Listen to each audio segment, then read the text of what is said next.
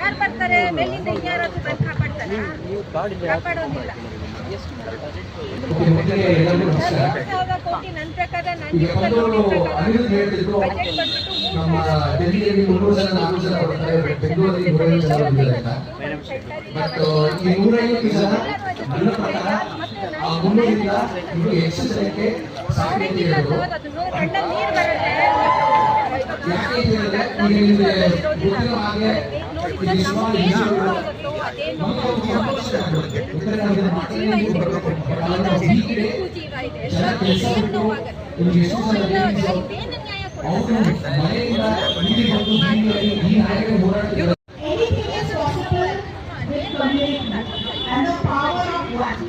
Thank you so much for making this happen. All of you.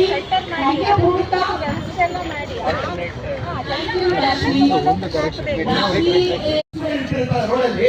ಅದನ್ನೆಲ್ಲ ಒಳಗೆ schedule ಹಾಕ್ಬೇಕು ಅಂತ ಹೇಳಿದ್ರು. ಯಾಕೆ ಈಗಾಗಲೇ ಹಸುಗಳಂತೂ ಯೂಸ್ ಮಾಡಿ ಬಿಸಾಕ್ಬಿಡ್ತೀವಿ ನಾವು, ಹಾಲು ಮೊಸರು ಇದು ಬೆಣ್ಣೆ ಅಂತ. ಇವತ್ತು ನೆಕ್ಸ್ಟ್ ನಾಯಿಗಳ ರೋಡ್ ಪಾಪ ಅಲಿತಾ ಇದೆ. They are protecting us. It is about the dogs have protected us. The street dogs have brought us compassion. Everybody peace. ಇದು ಒಂದು ವಿಷಯ ತಿಳ್ಕೊಳ್ಳಿ, ಪ್ರಾಣಿಗಳಿಂದ ನಾವು ನಮ್ಮಿಂದ ಪ್ರಾಣಿಗಳಿಲ್ಲ.